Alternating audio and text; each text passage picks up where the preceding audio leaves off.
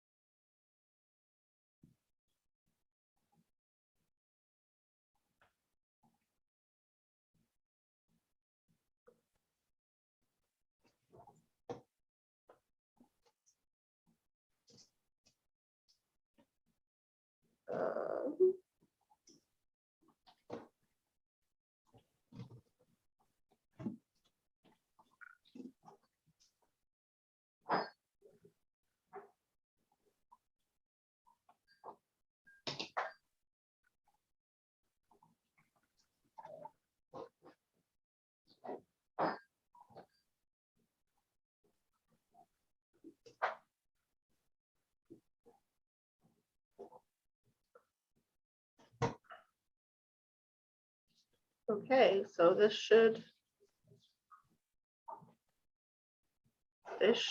be working.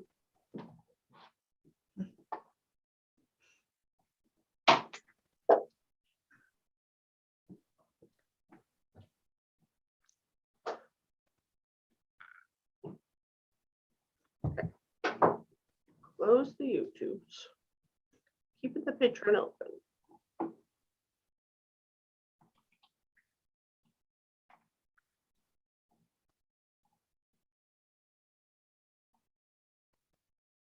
It says a practice session. Because I haven't started the webinar yet. I see.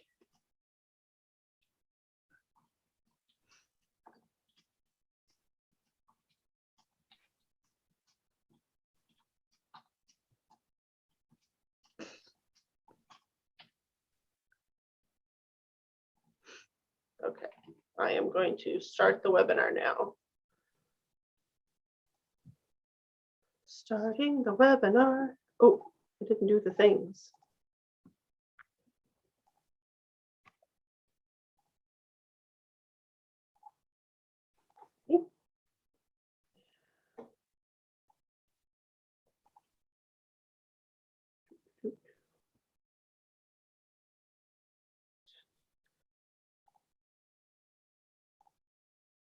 Hello, folks.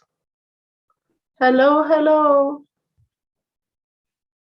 I'm gonna go with that. Hi, Rebecca. Hi, Susan. Hi, Mom. I guess I didn't even say hi to you. Hi, Mom. It's just part of our ongoing conversation, I suppose. All right. Hello, peoples. I see more and more people connecting. That's very exciting. So I think we have it set up so that it is streaming live to Patreon, so that if people are not connected through Zoom, you can still watch it inside Patreon. I would say be sure to open your chat window so that you can see what folks are saying. Remember that we are going to be focusing on the Q&A interface for our questions, not so much in chat. So save chat for socializing and use the Q&A interface for asking questions of me and Mom. And yeah, so I think you guys mostly know the drill as to how to use the Q&A interface. So, and I see there are questions already popping up. So let's get this party started with the scarf report. Take it away, Mom. I'm going to pin you. Oh, okay. That sounds painful. Being pinned. No. Well, some of you have already seen this scarf before. Not this one, but this one, which is one that I bought from a friend who got it in Thailand. And I was fascinated with the color and weave effect and the spacing effect that the weavers used, and figured out how to do it.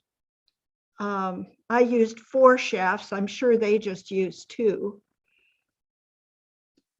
And I wove this one in with 16/2 cotton at 48 EPI. I'll put it on my little document camera and see if it works and if you can see it any better. We're learning new skills. Ah, yes. Oh boy, that's really washed out. If you stop moving it for a bit, the camera might adjust.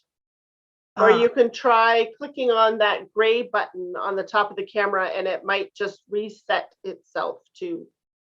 Oh, that's better. It's better. We're not going to see the color as pretty as it's there in person, but we can at least see the structure, the fabric. You can see the color and weave part, and then you can see the spaced part. It's spaced everywhere, but it shows up more in the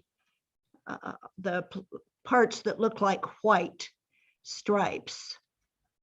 And then the color and weave is also, it's spaced all the way across. So the wider stripes in the weft are not thicker yarn. They're just, the weft is not beat as closely, correct?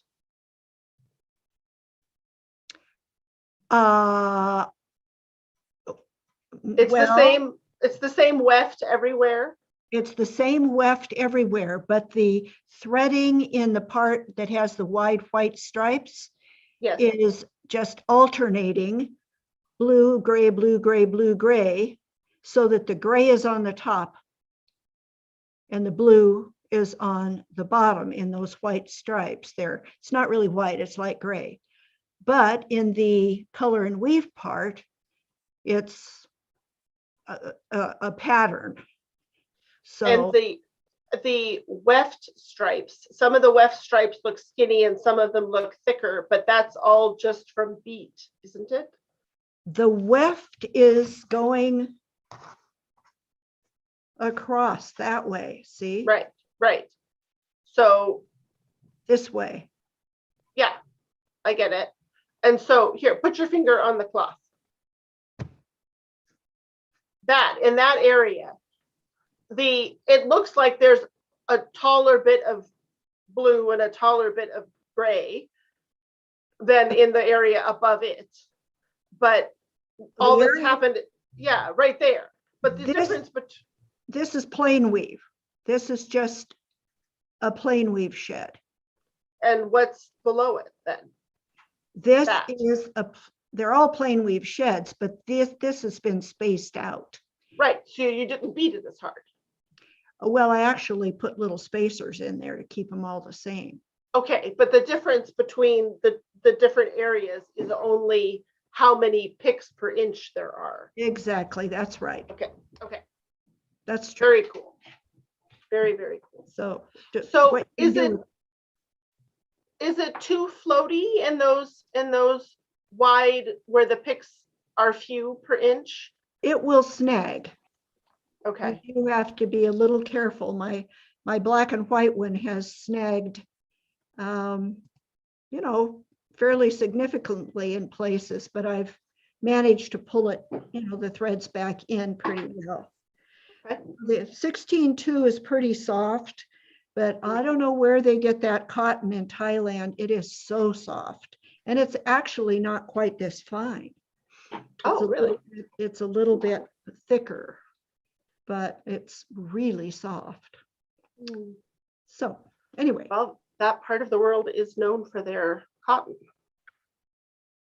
So thank you, Mom. Sure. How did you, does it take up differently in the different densities?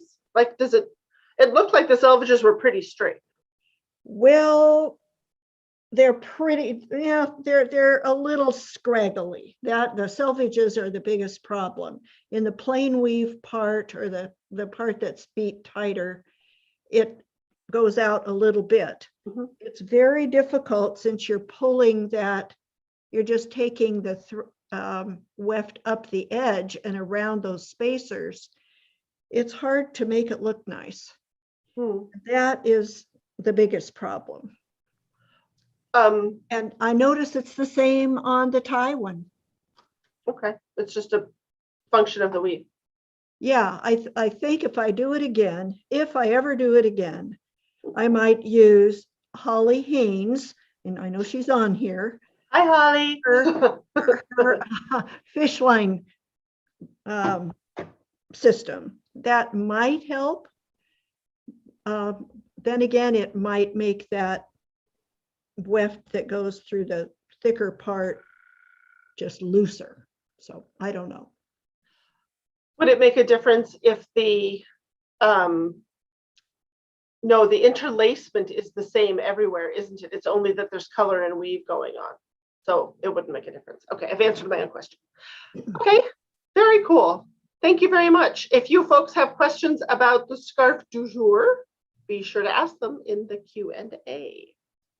And I see that we have some Q's, and hopefully we'll come up with some A's in the Q&A interface. So just in case there are folks who are new to the interface, it occurs to me that maybe there are patrons who have not taken classes yet. The Q&A interface, you can find the button if you're on a desktop or a laptop. You can find it in the middle of the screen below our pictures. Oh, I'm going to remove bin and put it back to gallery. There we go. And you click on that little button and you can type your question in there. And when you do that, you'll also see the questions from other participants. So have a little look and see if there's something that's very nearly the same as what you were going to ask anyway. And then you could just add a comment to it rather than repeating the question. If you are on Patreon, if you're watching via Patreon, you can ask questions in the comments on the live stream post. And I will try to switch over to Patreon and look every once in a while, but my attention is mostly going to be focused on Zoom. So I think not as many guarantees, not as guaranteed that we'll see him over there, but we'll do our best. Okay, so Anne Bunn has asked, she says, I live in South Texas and I only weave cotton and tencel scarves due to the warm temperatures here. Of course, makes sense. I would like to weave a scarf. Yeah. Huh? I know, yeah. It keeps going. I know, I was getting there. I would like to weave a scarf out of wool. Could you let me know what type of wool, set, washing, etc. that you recommend for a scarf? Wow, there are so many answers to this question, and it kind of depends on whether you want well, it depends on all kinds of things, but if you want a big, thick, warm, woolly, squishy scarf, I'd give you one answer. And if you want a thinner, lighter weight scarf, like the one that Mom is wearing, or one like your cotton and tencel, like you might normally weave, except you want it to be wool, then the answer would be a little bit different. There are different things with wool. Let's see. As far as picking a yarn, you want to pick something that's going to be comfortable to wear next to the skin. A lot of people say they're allergic to wool, but they're not really allergic. They just don't like the itchiness of it, or they're allergic to the lanolin rather than the wool itself. But regardless, the itchiness of wool comes from the staple length. That's the length of the individual hairs, and the spinning method, which determines how many of those little hair ends are sticking out along the way. And as in a woolen spun, which traps a lot more air and is a lot warmer, versus a worsted spun where all the ends are twisted smooth into a line and there aren't as many little prickly ends, so it's not as itchy, but it's also not as warm. Merino is a really, really popular choice for a warm wool that does not have much itch, because it's a fairly fine micron, which means the individual hairs are fine. So those little ends that stick out aren't as pokey. And all kinds of merino yarns are on the market because knitters love them. A really common, very popular yarn for scarf weaving that gives you not a real thin scarf, but certainly not super bulky scarf, is something like a merino sock yarn. That and usually sock yarns are like 75% wool, merino in this case, and 25% nylon, or it might be silk, or it might be polyamide, or it's going to be something to make it a little tougher, because the wool by itself is not going to stand up to you walking around on it very well, but you're not going to walk around on your scarf. So, but there are 1.5 million beautiful colors of merino sock yarn, whether you get hand dyed stuff or you just get solid, commercially dyed, whatever. So I would be inclined to find some sock yarn that you like. And if I were going to weave sock yarn in plain weave, I would think maybe, well, let's see, if I was weaving on a rigid heddle, I would go maybe 12 ends to the inch. If I was weaving it on a floor loom, I'd probably go a few more, because the floor loom beater and the floor loom just has more force behind the beat, and you're going to beat it in too hard. A sock yarn in twill on a floor loom, Mom, 16, 20? I have not done it. I can't say. We've done it there. But what did we set it at? Oh dear. Well, what's it comparable to? Well, it's a fingering weight. Zephyr, or like 18. It's a little heavier. It's a little heavier than those. But it also, because it's almost certainly superwash, it's not woolen spun, it's not going to bloom to the same extent as something like Harrisville would. Harrisville Shetland is another lovely choice, and it's really nice at 9 or 10 EPI in plain weave, or a little bit closer in a twill. It does not feel soft on the cone, but once you wash it and wet finish it, it softens up considerably. Harrisville is having some supply issues with their yarns right now, so if you can get your hands on some Shetland, you might want to stock up. So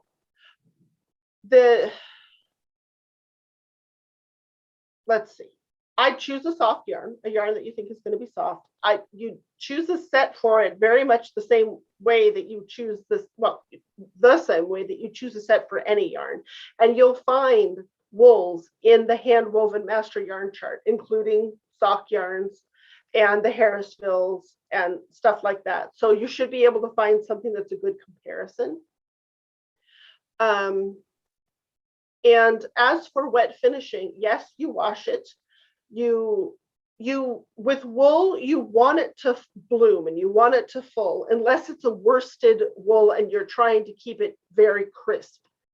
And then you have to handle it very gently in the wet finishing. But if it's something that is not supposed to be like a worsted suit kind of thing, like a scarf, I would probably wet finish that in the sink or in the washing machine, if I was willing to stand there and monitor it.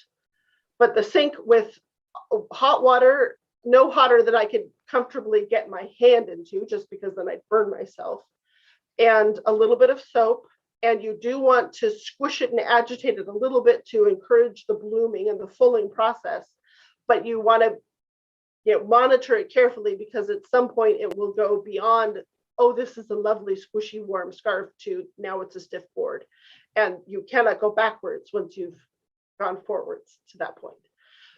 So a little bit of soap or detergent, whatever is appropriate for your water, hot water, a little bit of agitation, fulled to somewhat less than the point you think is perfect, because then you have to rinse the soap out, and it's going to be agitated a little bit more, and it might wind up fulling a little bit more in that process, because you might have to do it a couple of times. Don't use too much soap so you don't have to rinse too many times. And keep in mind that you can always put it back in the hot soapy water and full it more if it's not as full as you would like, but you can never backtrack and unfull it if it's gone beyond the point that you're happy with. Okay, I hope that helps. If you have more questions, you know where to put them. All righty. Next up, we have Rebecca Nuremeier. I think I'm saying, I can only see no, there are no R's there. I'm just going to say Rebecca. Rebecca is weaving a double width baby blanket and is wondering about how to bind or finish off the ends once it comes off the loom. I would say for a baby blanket, you're right. Oh, let me read the rest of this. I was going to do tassels, but long story short, I think the blanket would be better for a baby, so I don't want any fringe or tassels. Right. If the few times I have left a fringe on a baby blanket, I've made sure it's really, really short, because babies, you don't want loose fibers around baby mouth, get them right in there. So the edge of choice for baby blankets is usually a binding of some kind, and you can get that satin binding. People put that on baby blankets all the time. And ironically, it's not my favorite, even though I still have my baby blankets in my drawer in the bedroom. And my favorite part of the baby blanket is the satin binding. But for some reason, I don't like putting the satin binding on the baby blankets I've made. But so what I've done instead is make a binding out of, because I'm usually using cotton for my baby blankets, because it's washable, easy to take care of. And I've put binding that I've just made out of strips of cotton flannel, and then it's nice and soft. And that's been successful. Mom, have you done baby blankets and edges? And yep, I've done both. You can hem them if it's not too heavy, especially if you weave the edge in a lighter yarn, so that you can fold it under and hem it. But that tends to be kind of bulky. So I've used the satin binding just because so many babies like it. It's kind of a pain to put on. I don't know how to put it on in one swipe with my sewing machine. So I have to do one swipe, one side on the sewing machine and then the back side by hand. Didn't somebody in the support and mentoring group a couple of months ago, I can't think of her name now. She suggested, wasn't it like a washable tape or something? Like you tape one side down to get it just right, and then you fold it over, and then you sew through both sides. There was something, she had some brilliant suggestion, which I promptly forgot because I don't listening. I don't remember. But quilters know how to do these things much better than I've ever been able to figure out. If you do it by hand, you have to do it really quite sturdily and make sure that there aren't big gaps between your stitches, or the baby's fingers will get in there. So again, I am not a seamstress. I try to farm out any sewing that has to be done on my hand wovens as much as possible. But I do know that I learned from my mom, who's up there on my screen, so this probably looks weird if she's not up there on your screen, that when hemming tea towels, the hem looks neater if you use a zigzag stitch across the gap, say from the hem to the body of the towel, rather than a straight stitch along that fold. And I suspect the same thing might be true of the satin binding. And then maybe if you made it wide enough, it would catch, because my problem with the satin binding is that I never, like if I try to do it in one fell swoop, I never get both layers. But maybe with a zigzag, it would be wide enough. I don't know. I think you'd have to baste it first. I'd have to baste it just to make sure it stayed in place. maybe that's what the suggestion was, some kind of water soluble basting thread or something. I don't Shoot. remember. If you're a seamstress and you have a, or a sewer and have a solution for this, put it in the chat and we will share with the world. Speaking of which, I just looked at the chat and Holly says, well,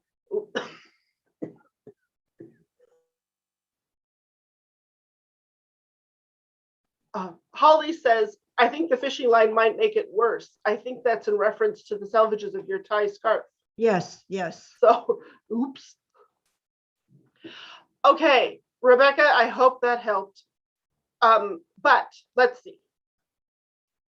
One thing about double width is that it's a fool's game to try to do anything with the fringes, like hem stitch or whatever with fringes when it's on the loom.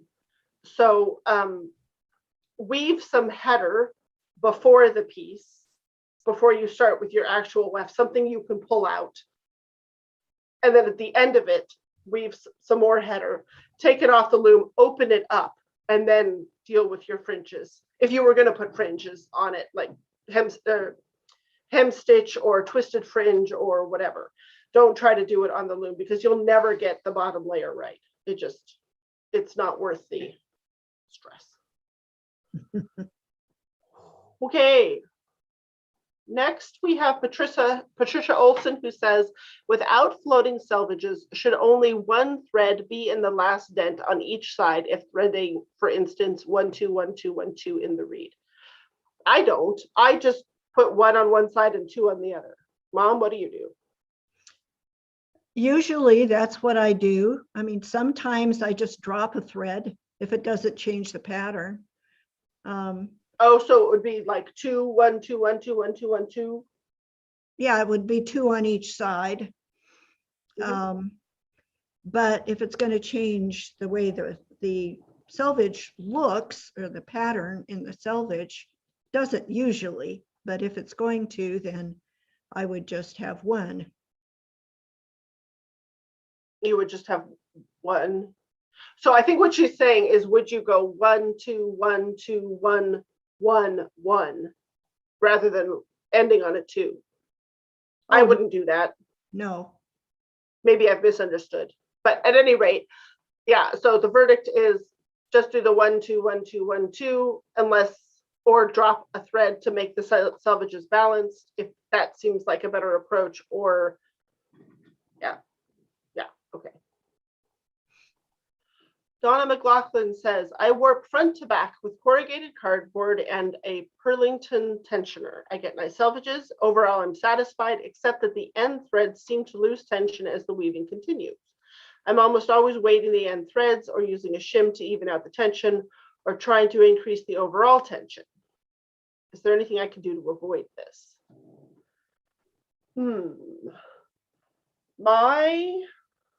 You're using the tensioner, and correct me if I'm wrong, Donna, but I think that Purlington, those are the angel wings where it's like a little thing you fasten on the back of the loom, and it holds 3 or 4 parallel dowels so that you can have the warp run through it, and it adds tension, and it's supposed to equalize tension everywhere. I'm wondering, Donna has said yes. Yeah, okay. Donna, are you holding it? Is it like in a single chain at the front so that it's coming from a narrow point and making a wide V to the, if you're going front to back, it would be to the reed then. And are you putting tension on it in any other way, or is it just the angel wings that are adding tension? So, and then the other thing I was thinking of, oh, well, okay, does it happen regardless of the width of your warp? And is it just like the last thread or 2, or is it the last inch, or no, I mean when you dress the loom. When you dress the loom, is it in a wide V? And does it, okay, so the questions are, does it happen regardless of the width of your warp? Is it just the last couple of threads, or is it like a half an inch or an inch, or does that vary? And when you're beaming it, are you putting tension on in any other way besides the angel wings? Is there some other tensioning thing going on? Are you pulling on it, hanging weights from it? Yeah. Well, also, the very edge threads don't interlace as much. Well, they should, unless they're floating selvages, though, shouldn't they? They should, but they don't have threads to their outside, so they do behave a little differently. Yeah. And the weft doesn't behave quite the same way around them. So things do. So if it's just like a couple of threads on either side, I'd be inclined to hang some S hooks or something heavy that'll just slide along as you advance. You said you're weighting them already, but so if you can add a weight in some manner that just takes care of itself, that might be your simplest solution. Okay. So Donna's answers are, it's the edges, not in a wide, she's not doing it in a wide V. She's usually cranking, yanking, and the warp seems fine. All right. Then my guess is that it does have something to do just with maybe the way the selvages just don't behave quite like the rest of the cloth because of draw-in or lack thereof, or the interlacement being a little different. So if it's just a couple of threads, my inclination would be to put a weight on them, like you said, but in some way that you don't have to mess around with it every time you advance your work. So my method of preference is to take shower curtain rings and hook them around the threads that need weight, and from the rings hang washers. You could do it with an S hook, but S hooks can come off or they can catch other things. So the shower curtain rings are a closed loop once you attach them, to which you can hang, or from which you can hang washers, so that you can adjust how much weight is on there. And then they just come, here I'm making gestures outside the camera where you can't see them. They come all the way past the back, the back beam and down to the warp beam, and they just hang below the warp beam, so that when I advance my warp, they just slide along. Mom is nodding. Anything to add? No, that's what I would do. Weave dishcloths using 20 inches. I'll try the shower rings and let us know next month if it helped. Report back. Okay. Wendy Pratt says, best yarn choices for a washable full-sized blanket. Cotton, knitting yarn, or something else. I'm going to go with cotton. I mean, I guess you could go with acrylic, but I personally avoid acrylic for just because I'm a snob about natural fibers for the most part. So Wendy, I know, is here in Nova Scotia, and so has ready access to Brossard. And Wendy, I really like a blanket made out of Brossard's 8/8 cotton in the warp. And you can weave it with 8/8 for the weft, or you can use 4/8, or you can use the boucle, and you get different weights of blanket. So like I use 8/8 warp and weft, set at 10, I think, for baby blankets. That's a nice set.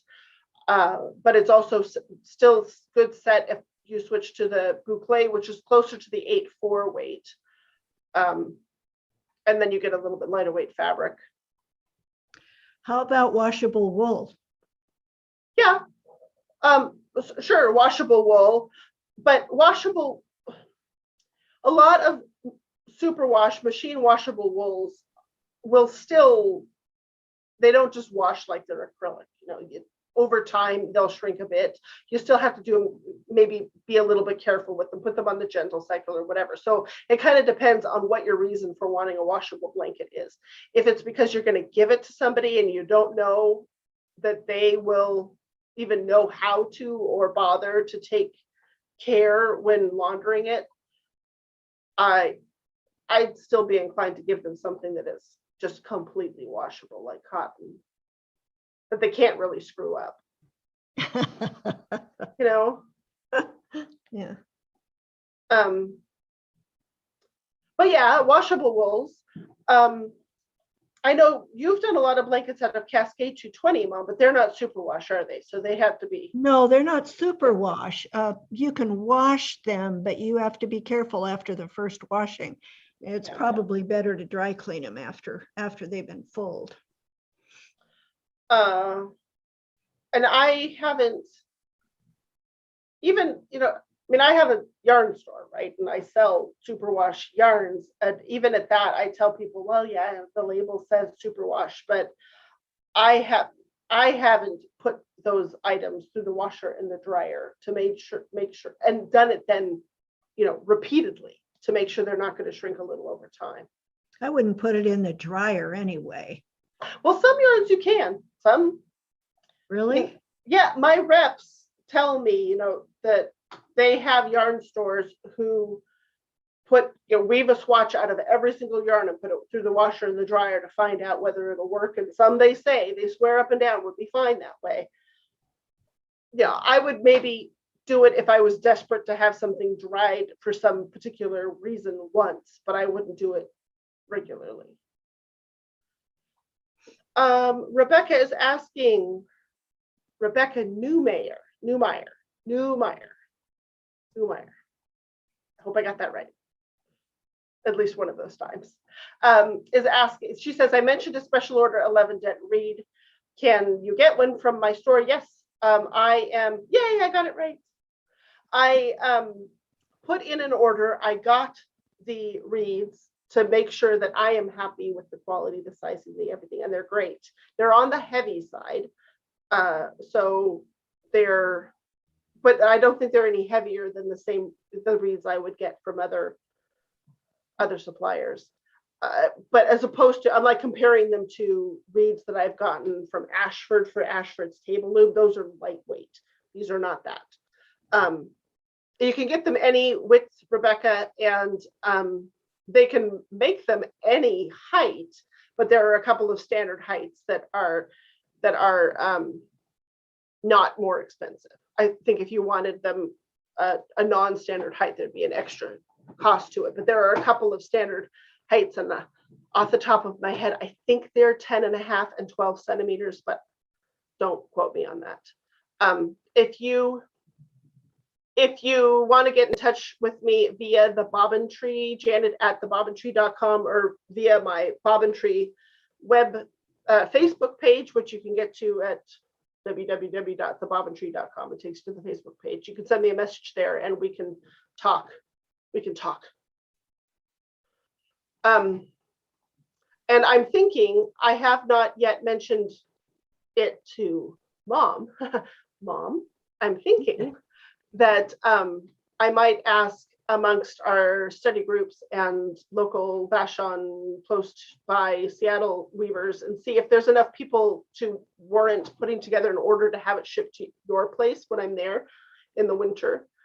And then I could send, distribute reeds from there rather than from Canada. So if they're going to people in the Pacific Northwest, that would be a lot cheaper than having them come to me and then shipping them out. Reeds, you mean? Yes, did I not say reeds? That was assumed, but I just wanted to Yeah. make sure. Okay. Yes. You can't read my mind? Sometimes. Okay, Kathleen Sobe says, I asked earlier about yarn preference for a piano scarf in overshot. She ended up with 8-2 for weft and tabby and 5-2, I'm guessing that's warp and tabby, and 5-2 doubled for pattern.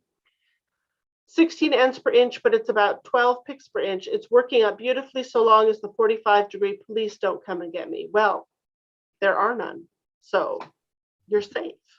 You're safe, and I'm very glad that you are happy with it. That's wonderful.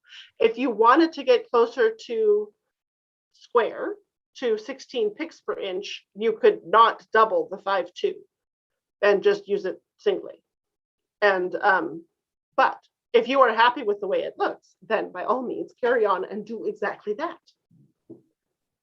Well done. Okay. What else have you got for us, folks? Oh, there are, let's see. There's questions in the chats.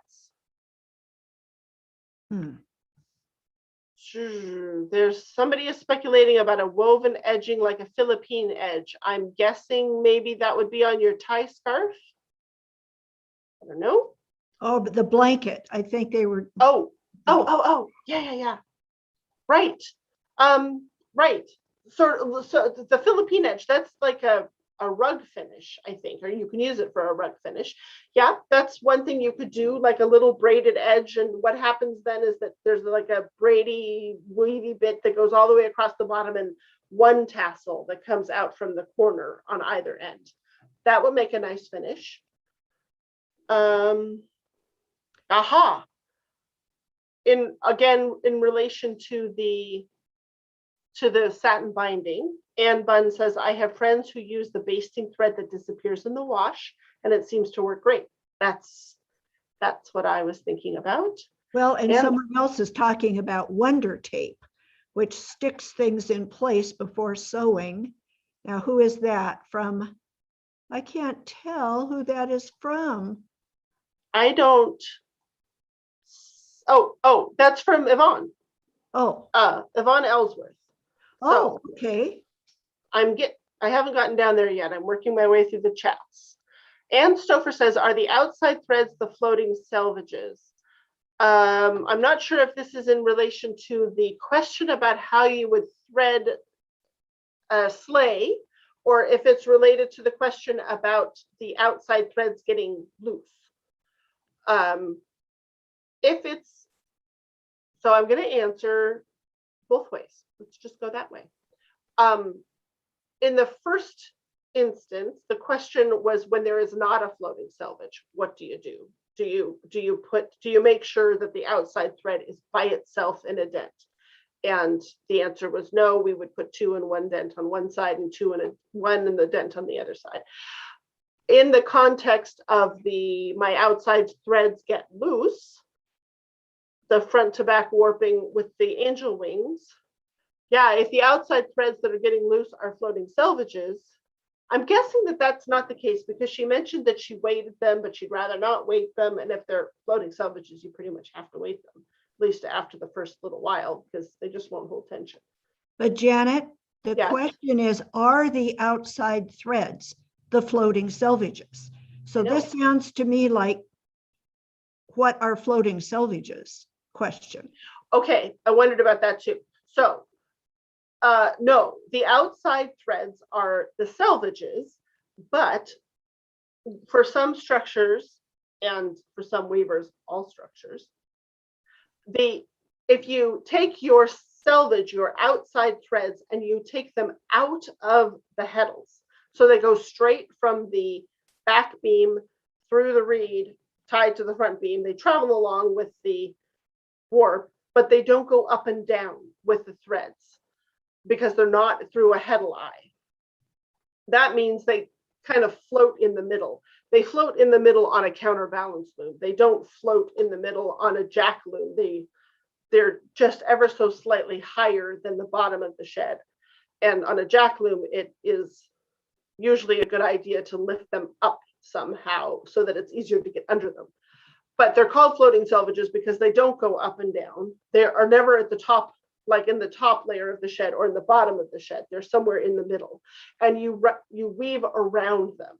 And the purpose of using them is to make sure that the weft stays all the way out to the outside limits of the fabric on every pick, even if the interlacement would not normally make that true. And a lot of people find that using a floating selvage and then weighting it heavily gives them tidier selvages. So they use them whether the structure of the cloth requires it or not. And I am trying to get over myself and be less judgmental about that. because it's more important that people be happy when they weave than it is that they weave the way I think they should. I'm growing up slowly. Janet avoids floating selvages unless she has to have them, Yes. as you may have been able to tell from her comments. Mhm. Okay, so Yvonne says, Yvonne is a dyer, so she knows all about the wool yarns. The trouble with superwash and the dryer is that heat weakens the superwash resin. I didn't realize there was a resin. Is that how they do it? They're locking the scales down? I thought they were just burning them off. So it might not shrink the first time, but it can the second or the third, etc. And she's also the one who thought that Wonder Tape is the sticky thing that you can tack it down and then it washes out. Yes, okay, the floating selvage question was for the person whose edge threads were loosening. But now the rest of you know all about floating selvages too. Susan has said, I only have the loose selvage issue on one of my 3 floor looms. Huh.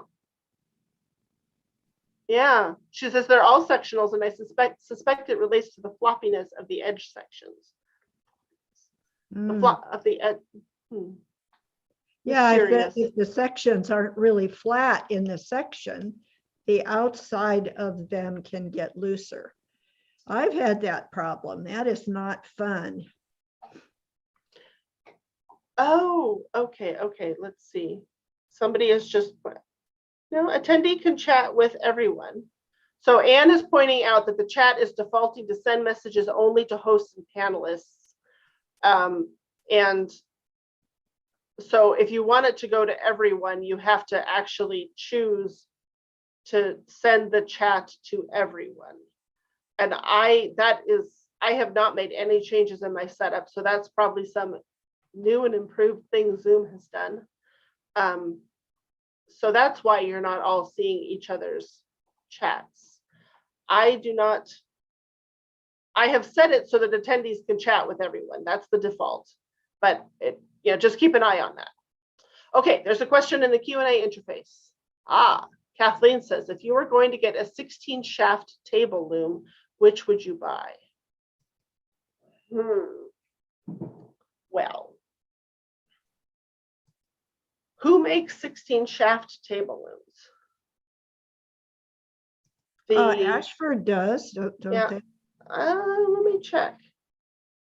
Wendy, you're out there. We had this conversation not that long ago, didn't we? When you were looking for a table loom. Dear.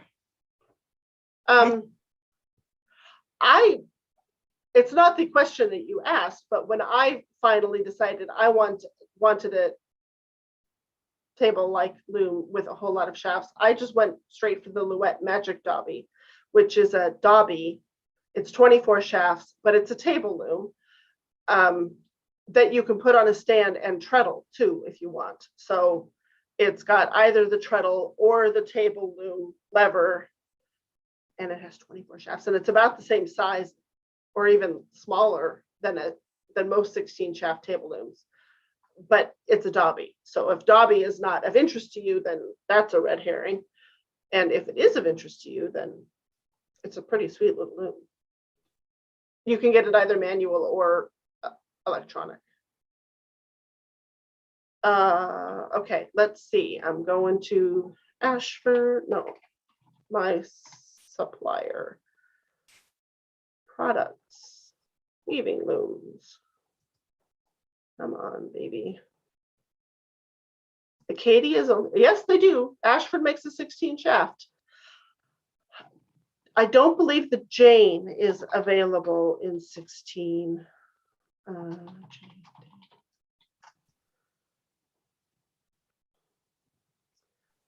The two, excuse me, the two table looms that I hear people being happy with most often are the Ashford and the Jane. And people are happy with and like their Ashfords. And people are absolutely in love with their Janes from Louette.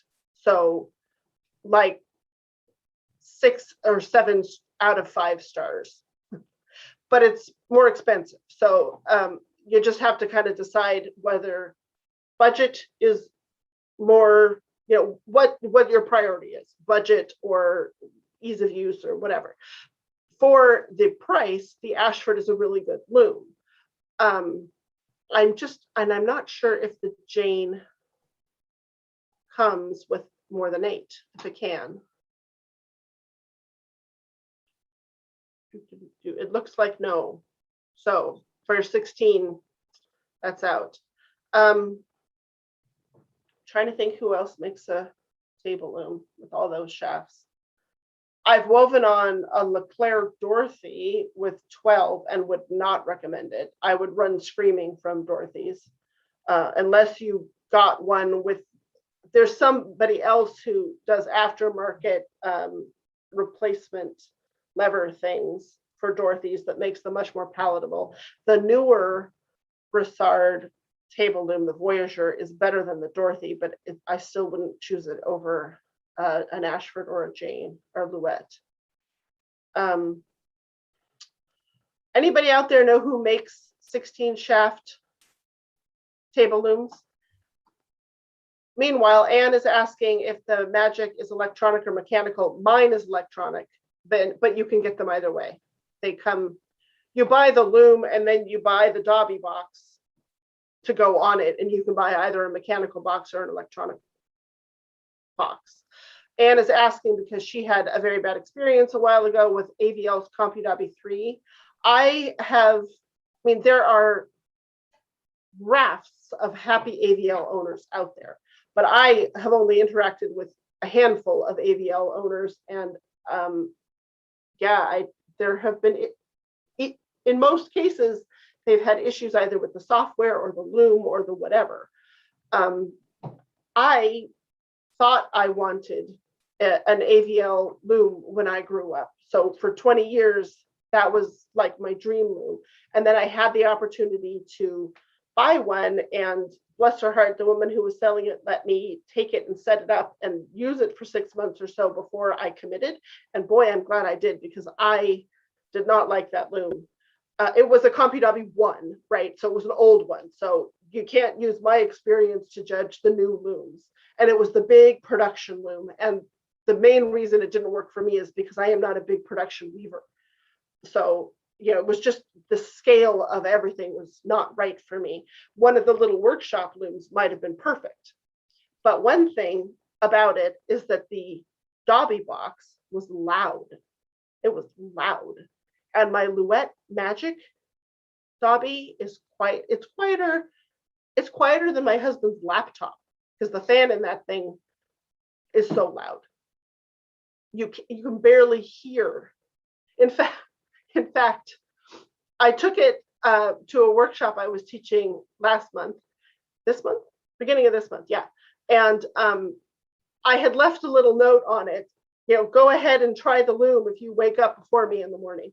And I got up in the morning, and there were a couple of people who were trying to make it go, and they couldn't figure out why, it wasn't doing the thing. And they couldn't figure out if the software wasn't talking to the loom or this or that. And I was like, well, okay, first, let's plug it in. Because it's so quiet, you couldn't tell that it wasn't plugged in. So if noise is a thing for you, as it is for me, then Louette all the way, baby. All right, anything else? No open questions, and we still have 40 minutes. Oh, there's a question. Any long-term plans for in-person workshops in the States? Yes, Mom and I are teaching, COVID willing, teaching in February and March at her place. And the Weaving Fundamentals class, does that still have room? That's beginning weaving, so probably not what you're after. Anybody here? Does it have room though, Mom? It has 2 places Okay. left. The continuing weaving on topic still as yet to be decided is full with a waiting list. Bless their hearts. But we have 3 sections of Towelpalooza, and I think there's room in all 3 of them, isn't there? Yeah. Yeah. So Towelpalooza is a 3-day play date where you come and weave tea towels. The looms will be set up before you get there. You just swan in and you spend 3 days weaving up to 10 tea towels. There'll be 10 looms dressed. And so I am in the throes of, we are in the throes of picking which drafts and colors and yarns and everything are going to go onto those 10 looms for Towelpalooza this year. Last year was the first time we did Towelpalooza. And again, no, 2020. No, well, yes, okay, 2021 doesn't really count. It's just a void. Yes. The last year we taught was the first time we did Towelpalooza, and we have learned things, one of which is to make the towels smaller. But at that time we had 3 sections. They were all full with 10 people each. So we put 30 yards on each of those looms. That was a lot of work. And we had a lot left over. So, but anyway, it's fun. Okay. Any advice on getting good selvages with deflected double weave? This is a question from Holly Haynes. So we did deflected double weave in the workshop that I taught at the beginning of the month. It wasn't about deflected double weave. It was about all things double. And one of the projects was deflected double weave. So I am not an expert on deflected double weave, but one thing that helps with the selvages, the issue with the selvages in deflected double weave is that one of your warp layers is at the selvage and one is not. One does not go all the way out to the selvage. Having the weft that is interacting with the layer that does not go out to the selvage, you want to avoid having that weft hook around anything out at the outside selvage, or else you wind up with the fabric pulling across that outside stripe and it looks weird. So the thing you have, so in our setup, I'm going to give you a specific example because, and then hopefully we can extrapolate from there to the general. But in our setup, we had like a dark layer and a light layer. And the dark layer had stripes in it. Sometimes the dark was navy and sometimes it was dark green, but they were all dark. And the other layer was all light, but sometimes hand-dyed, sometimes a light green. And so, and it goes as double weave, deflected double weave does. 4 dark, 4 light, 4 dark, 4 light, 4 dark, 4 light, 4 dark, 4 light. And our dark stripes were at the outside. So the dark layer was wider than the light layer. So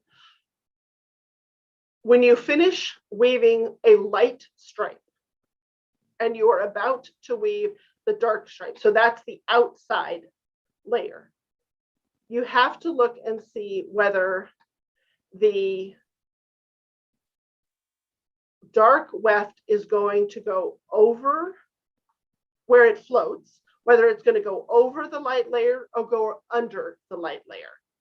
You have, or put another way, is the light warp threads going to go under the dark weft as it goes back and forth or over it? And if it's going to go under it, you need to put the shuttle down through the fabric. So in between the outside dark and outside. So the right, assuming, let's say your shuttle's on the right side. Mom's laughing at me. I'm trying to imagine what you're talking about here, and my brain is getting tired. Okay. Let me back up. So there's darks, there's lights. It goes 4 dark, 4 light, 4 dark, 4 light.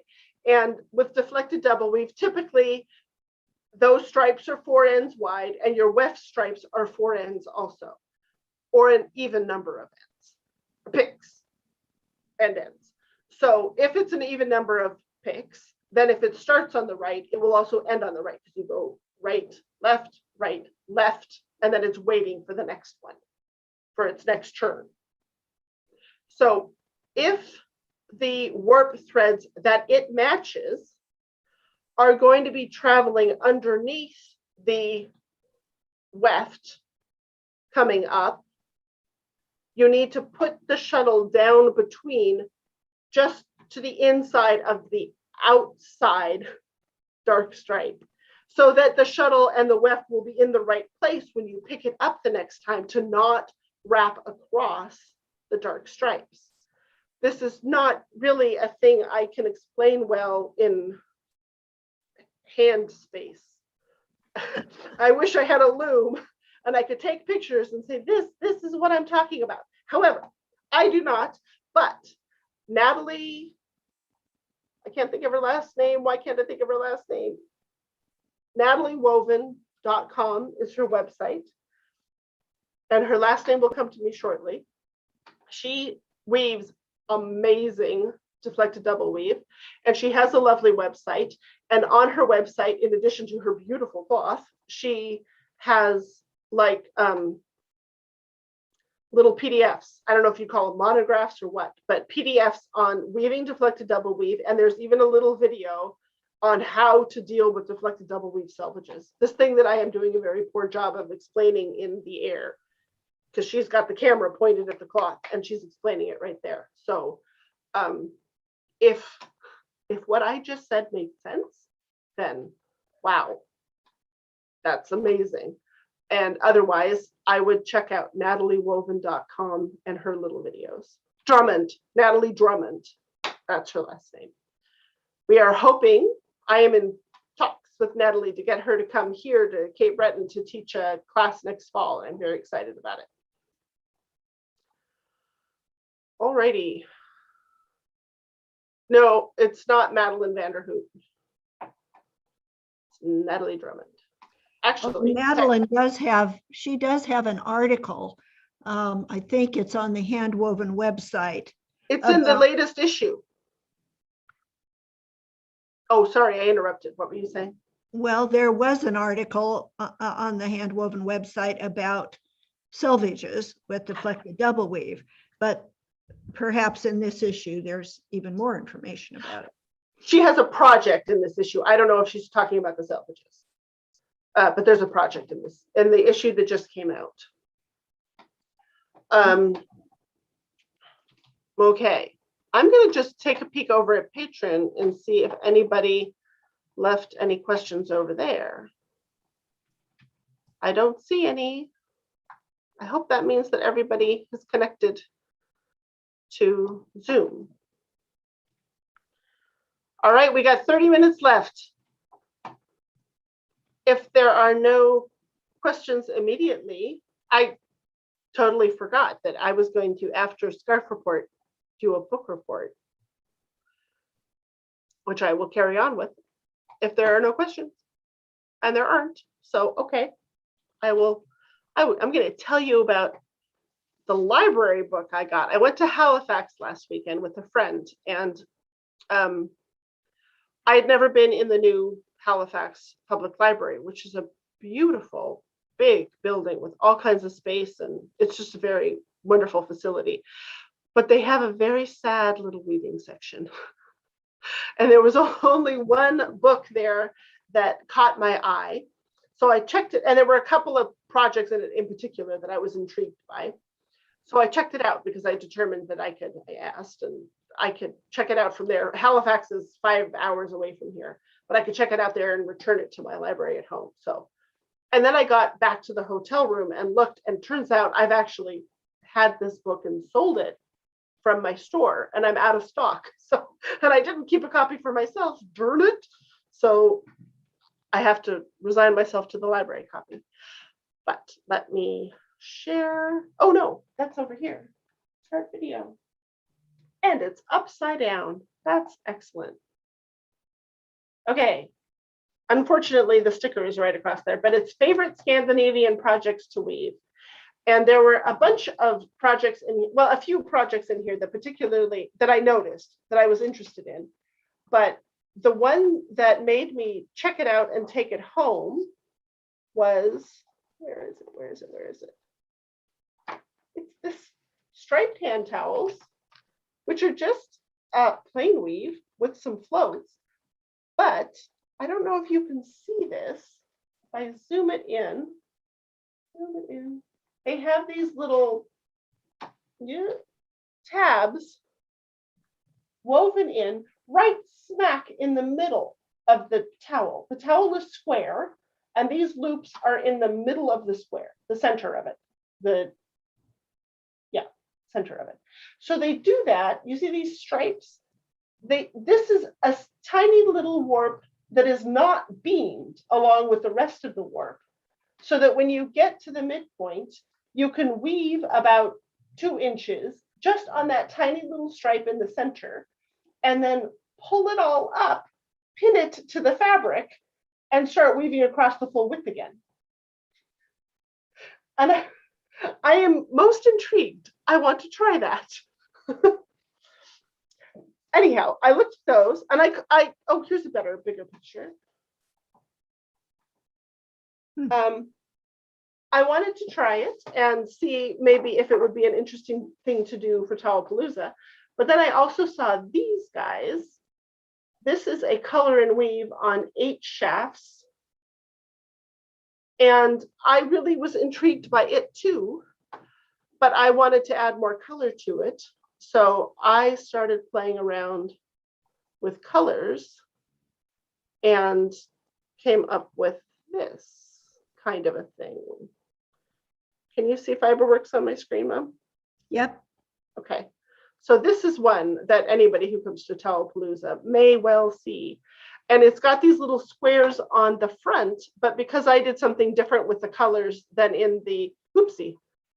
Here, this, where am I pointing? I can't even see where I'm pointing. Oh, here we go. This has got the little boxes front and back that are pretty much the same except for negatives of each other. I did something a little different with the stripes so that the back of ours is different somehow. It's still little boxes, but it's little boxes with on a grid somehow. Anyway, I thought this was quite fun. And I think it's still okay, even if you just want to do it with a single shuttle, not doing all these color and weave stripes, regardless of the color. Let's see, I tried to write it with this light color too, and it's, you know, it works either way. And it would be good with a black. I always want to look at it with a variety of weft colors, and I want to look at it to see what happens if you just wimp out. Well, wimp out isn't the right word, but if you want to do it with a single shuttle because you're running short of time. Oh, and one of the things I like to do with Fiberworks is pick a color palette or pick a, design colors and then switch to a different built-in color palette just to see what I get, because it'll be something that I would not have chosen myself. And I really like this one. Not that one so much. That just washes everything out. You can't see anything. That one's all right, but I already have lime green and purple in other projects. So this was my favorite. And this one would have potential, like if you had these colors in your kitchen, it's more of a monochrome, and it's easy to see how you could translate this to something that was all blues or all greens or all whatever, as opposed to something that was a whole lot of bright colors. Oh, this is different from the colors I chose because I had modified the palette. Anyway, a little tiny bit of Fiberworks thrown in. Back to the book.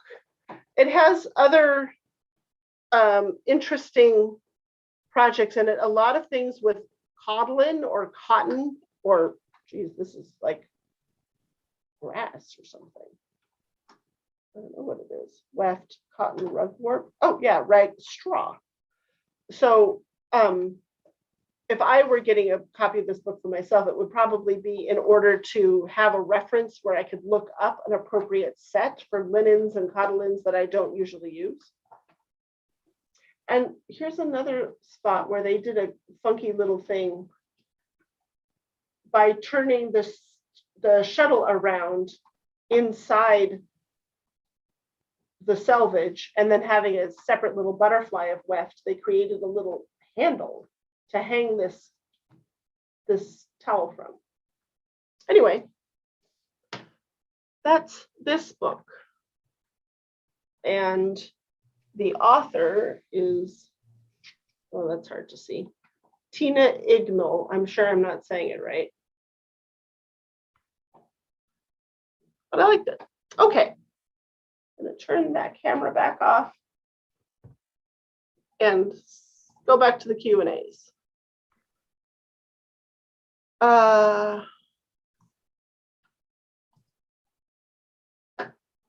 Ann Stoffer says, I don't really have trouble with excessive draw-in. I feed the weft in at an angle, beat on a changing shed. The fell looks flat on the loom, but when I take the cloth off the loom, the wefts do curve at the edges.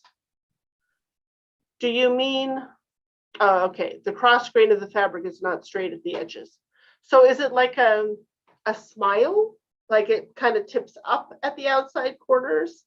That is the thing that happens on the loom from draw in, and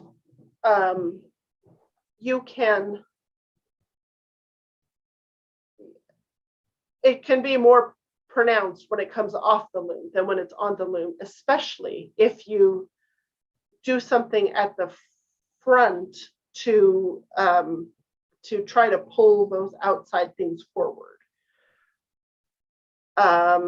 Or do you mean that it's kind of wavy at the edges, like a little ruffle along the selvages? Clarification, please, on that. It curves up at the edges like a smile.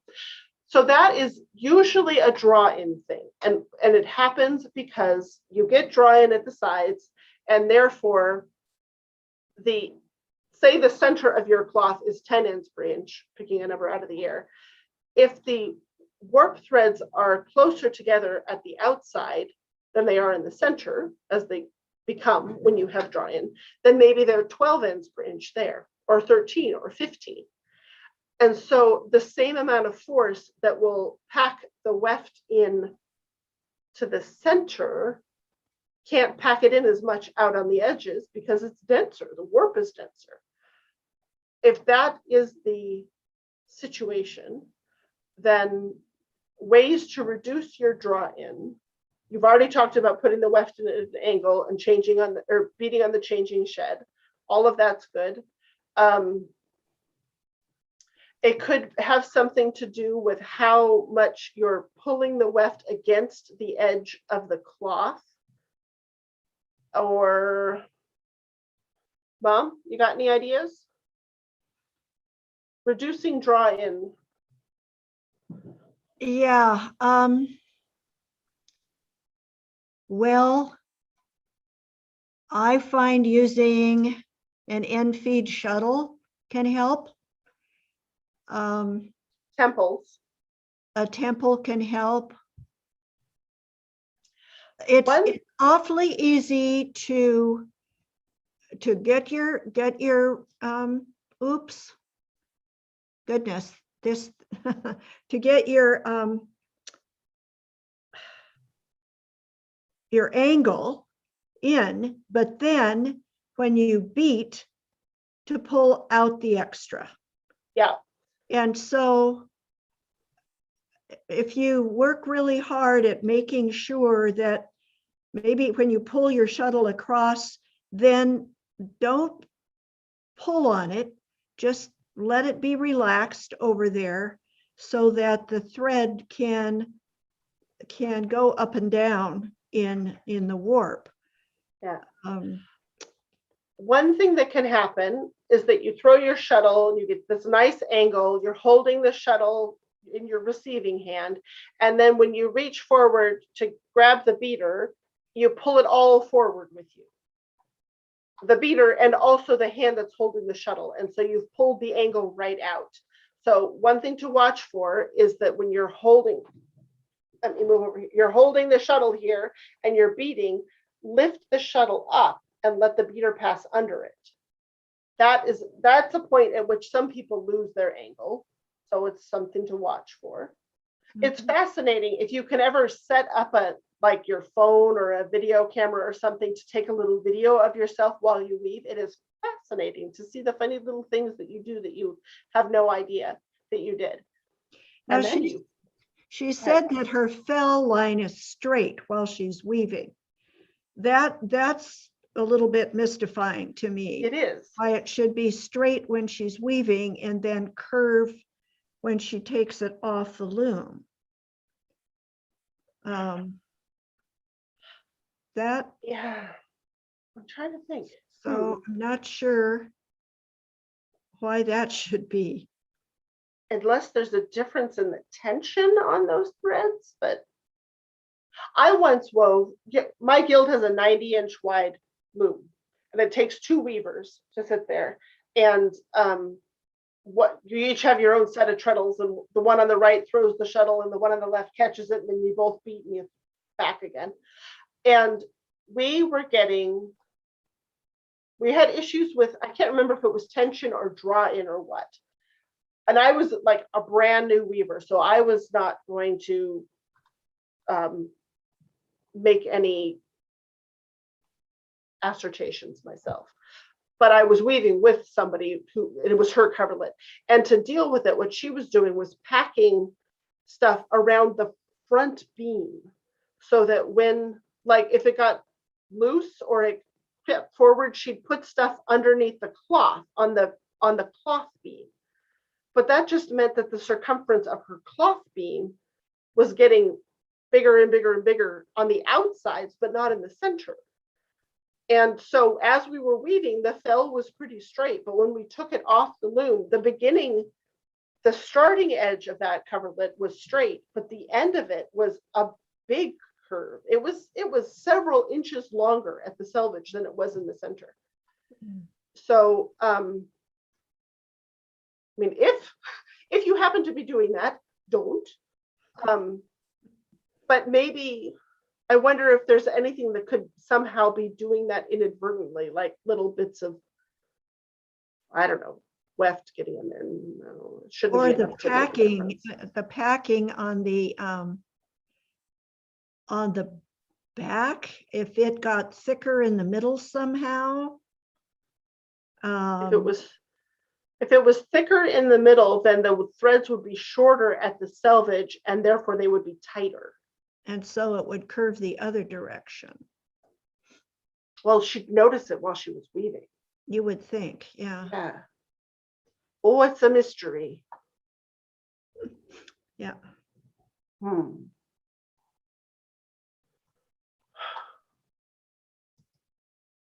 Okay.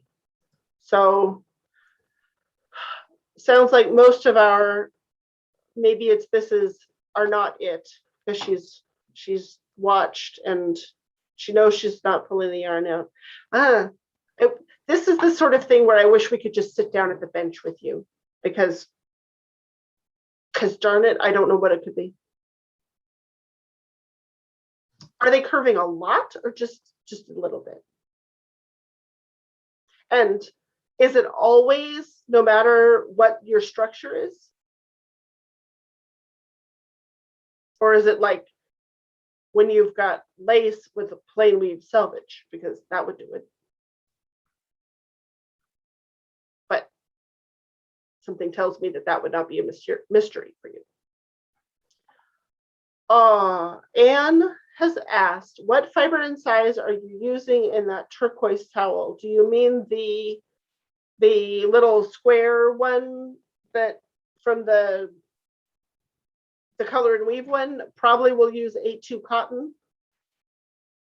That's what we use mostly for Towelpalooza. Sometimes 16-2, but usually 8-2. I guess maybe 10-2, but we try to keep the materials cost down, which means 8-2 and 16-2 rather unmercerized rather than mercerized, because mercerized is pricey. Janet Kallstrom has asked for the name of the book. The name of the book is Favorite Scandinavian Projects to Weave, 45 Stylish Designs for the Modern Home. The author is Tina Ignell, Ignell. And it says below that Scandinavian Weaving Magazine. And the ISBN is 978-1-57076-449-3. I will put a link to it. Oh no, my nose is getting itchy. I made it through over an hour without itchy nose. Sit on my hands. Maybe I won't scratch it. I'll put a link to the book in at the bottom of the live stream. Holly Haynes asks, when weaving overshot pattern double weave, is the set more like a plain weave set? It is more like a double weave set, Holly. So, because it's a double weave fabric. So I go for the loose end of plain weave times 2. So actually it's about like the overshot set times 2. So in the class that I just taught, our overshot pattern double weave, the project was 8/4 warp and weft, and we did 32 EPI, 16 per layer. All right.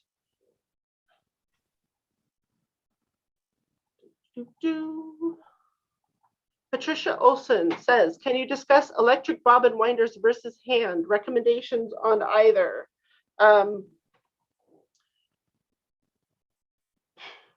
I would definitely go with electric versus hand. I never have used a hand winder because I just have no patience for it. But I also couldn't afford a fancy electric winder. So for many, many years, 20, I used an electric drill because it was affordable. And when I wasn't winding bobbins, I could put holes in things. And it worked fine. But then, I don't know, 7 or 8 years ago, I got a double-ended electric winder from Schacht, and I love it. I will never go back. Though we still use drills like in classes at Mom's because we can't afford to have 3 or 4 of the fancy electric bobbin winders around. So we have 1 plus drills handy. So let's see. Electric winders, you have a choice between single-ended and double-ended. If you get the double-ended ones, there's a a thingy that goes in both ends of the bobbin or the pern or the whatever, which holds it more steady, keeps it from vibrating as much. And it also means that you can hold things with pressure from the ends rather than by having it just fit snugly on the post. So the single-ended ones can, in theory, wear down the inside of your bobbin or your pern or your whatever over time. And of more immediate concern, it's sometimes hard to get that connection to hold well. So we were forever sticking elastics or little bits of yarn or wrapping tape around the base of the thing to make it hold well. And that doesn't happen at all with a double-ended electric bobbin winder. Mom, do you have input? Well, no, I think we agree. I love the Schacht. We had a Leclerc double-ended one in the studio for a while for one class, and it was extremely noisy. I don't know if they're all like that, but it made a terrible racket. The Schacht one is great. Yeah, I prefer the Schacht one too because it has very smooth motor, very smooth action. It's also very lovely smooth wood. The chief difference between the Schacht double-ended and the Leclerc double-ended is that the Leclerc one, so one end of either of them is fixed and then the other end moves to accommodate the length of the thing you're putting in there. And the Leclerc one can go anywhere from short bobbin to longest thing without making an adjustment as to where this part sits. But that also means that there's more pressure on the thing when it's long and less pressure on the thing when it's short, depending on what the spring is having to do. Whereas Schacht, you have to unscrew and move this end to a sweet spot and put it there. And then there's a little bit of a springiness that lets you fit the bobbin in and out. So there's an extra step if you're using bobbins of different sizes or using bobbins and perns and this and that. If all of your bobbins are the same size, then you set it once, you're done. But if you have a variety of different tools that you're trying to wind things onto, the shacked one has an extra step, but it also doesn't force things quite as much. It's easier to move that thing. The Leclerc one can be kind of stiff because there's a fair bit of resistance to be able to be that adjustable.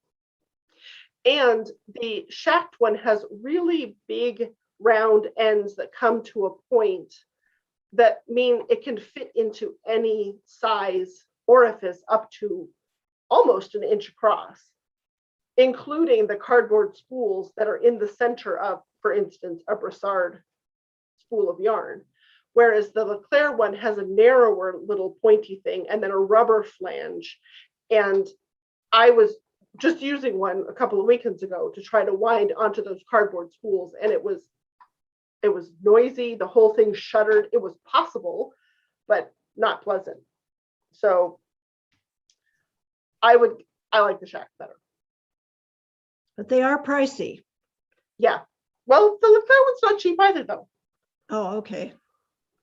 So I don't know, especially for somebody in the US.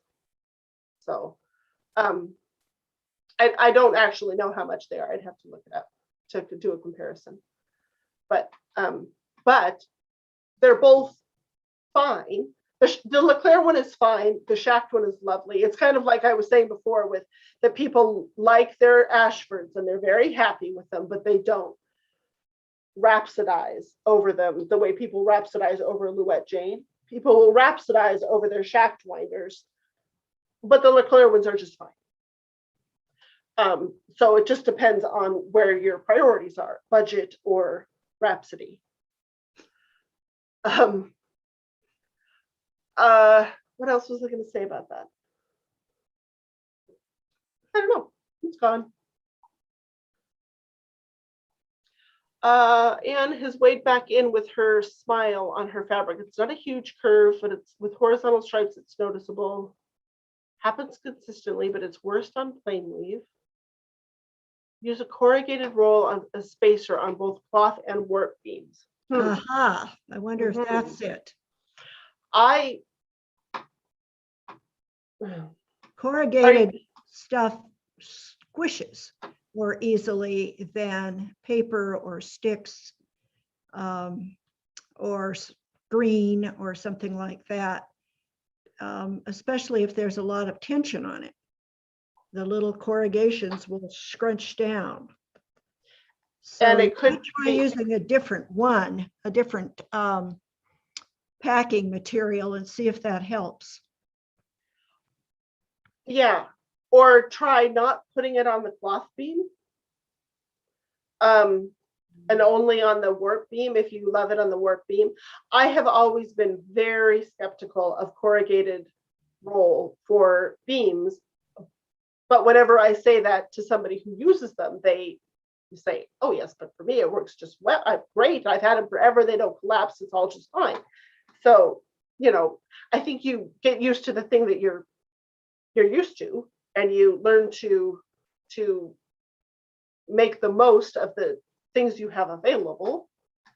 And so those folks are used to the corrugated and it works for them. Whereas I don't know if it would work for me, but like Mom, it raises a red flag for me. And I would try some other kind of packing, like Mom said, and just see if it makes a difference. If it doesn't make any difference, then go back to your corrugated roll. But the thing with the corrugated roll too is that once it gets compressed, it doesn't spring back. So if it has gotten compressed on a previous project, it's still compressed the next time. All right. Jean is asking for opinions on is it Kessenich? Is that how you say it? Kessenich? Kessenich, I think. Yeah. Those are made in the Midwest. And people who have them generally really like them. They're very sturdy.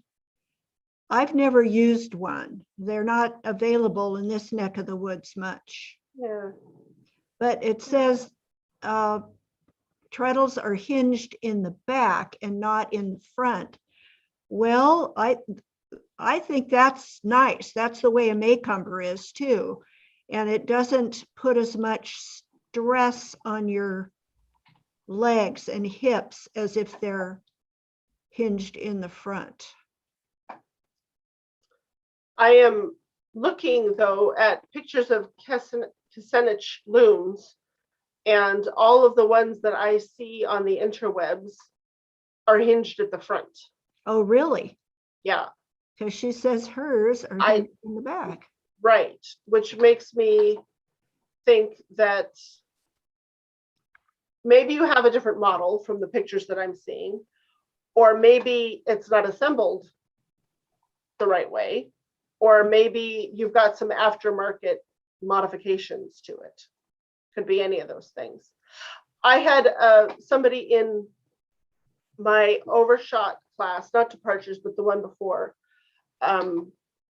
I had mentioned in one of the webinars that I'm still waiting to meet the Weaver's unicorn of a sinking shed table loom as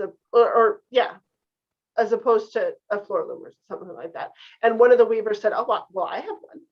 And I said, "Really? What?" And she said, "Yeah, here, it's a Leclerc Voyager." And I said, "Well, but I've woven on the Leclerc Voyagers, and they're not sinking shed, they're rising shed."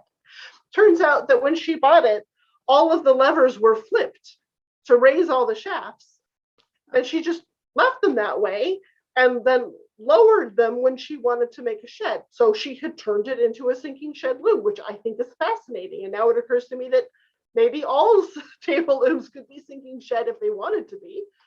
But the point is that it's entirely possible to put a loom together and use it in a way that is not what the manufacturer intended and not be aware of it for some time.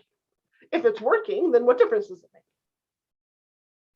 Okay, so Jean says it is the way it was made. She talked to the makers, so it must just be a different model from any of the ones that I'm finding in my interweb search. And I got nothing for you except that, like Mom said, exactly the same thing. The people that talk about having Kucinich looms like them, and I've never met them because I've not woven in the Midwest at all, East Coast or West Coast. And I don't know anything about why the treadles would be different, but yeah, the back hinge treadles are nice. Okay. Oops. Sharon says, "I'm a very new weaver and have only used rigid huddle looms. I bought a Leclerc Iris that's about 40 years old. It has all its parts. I don't understand the lashing of the warp sticks to the back and cloth beams. I'm wondering if I can relash the sticks to the beams. As they are now, the sticks barely extend over the beams." Okay, let me Google up a picture of the Iris so I know what we're talking about. Because I know rigid huddles, but not that one. Oh, wow. I searched for Iris loom under images, and I have a whole bunch of hat circular sock knitting, or circular hat egg loom things. Let's try again. Leclerc Iris. So that's a rigid heddle loom, the Iris? I don't know. I'm not getting results. So let me go to the Leclerc website and look at their looms.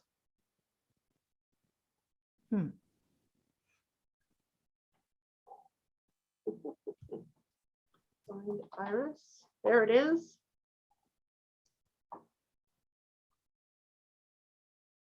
It's not a rigid heddle, at least not in the picture I'm looking at. Oh, wait. What's that now? Hang on. Now, the one that I'm looking at has levers for 4 shafts. It looks like, yeah. Well, maybe she's saying that up to now, she's only used rigid heddle looms. Oh, Now she yes. has bought this one. That makes much more sense. Okay, so not familiar. Yes, there we go. Okay, yes, it's a 4 shafts.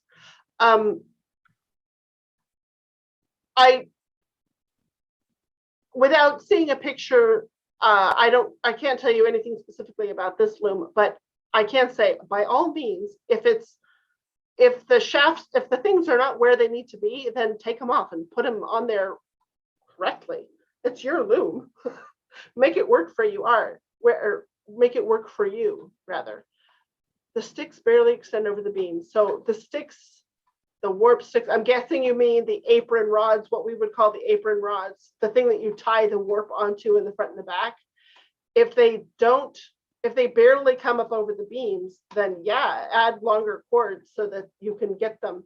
I like it so that my back apron rod can come right up to the back of the castle, right up to the back of the shafts. You can't really weave if your apron rod has made it that far forward, but I still want the option to do it. So that the thing that is restricting how far the back that I can weave is not the apron rod, but the shed. And I like it if the front apron rod can come up right close to the beater. That's too close to comfortably tie on. And on a table loom, which is what the Iris looks like, there's not a whole lot of space between the front beam and the beater. So you don't have a lot of room to work in there, but you can certainly give yourself as much room for comfort as possible. So yeah, do what you need to make that thing work for you. I had a customer come in the store a few weeks ago, with a loom that we've determined is from the early 70s. So same era as yours, maybe even a little older, and been working with Leclerc to get parts for it because they don't make reeds the right size for it anymore, but you can still get them. I can still special order them. So, and it was one that her mother had used when she went to textile college or something back in the 70s. It's just a little 2-shaft table loom. It's very cute. Let's see. That one is done. That's done. She may also, Sharon, have had a second rod that she attached to the rod that is attached to the cloth beam or the warp beam. I prefer to tie on not to the rod that's actually inside the apron or connected to the if there's a cloth apron, I prefer to tie onto a separate rod that is connected to the rod that goes through the apron by something that lets it be maybe an inch or so away. So that could be what she was doing too. And then it makes more sense that one can only come up so far, because you can only go another inch or so before you run into the beater. All right. Oh, look at that. It's time. Okay. Huzzah. Fun. Oh, there's one more question in the chat for you, Mom. Do you like tencel and or bamboo for scarves? I like both of them. I got a supply of 70%, I think it's 70 cotton, 30 bamboo, but it might be 70 bamboo, 30 cotton that I'm anxious to try. And I also got 16-2 bamboo. Oh, wow. Lovely. Very soft. Mm-hmm. Yeah. Okay, well, there we go. That is time, everybody. Thanks very much for coming. Thanks, Mom, for coming. Yes. See you all next month. Okay, well, hang on though. Let's look at the calendar. What is the third Sunday of December? Are we going to? Christmas is later than that, I think. It is 1, 2, 3. It's the 19th. It's fine. Yeah. It's a week before Christmas. So, okay, Yeah. yes. See See you all next month. It'll be December 19th. Almost the end of the year. Oh my gosh. Okay. Good night. Bye-bye.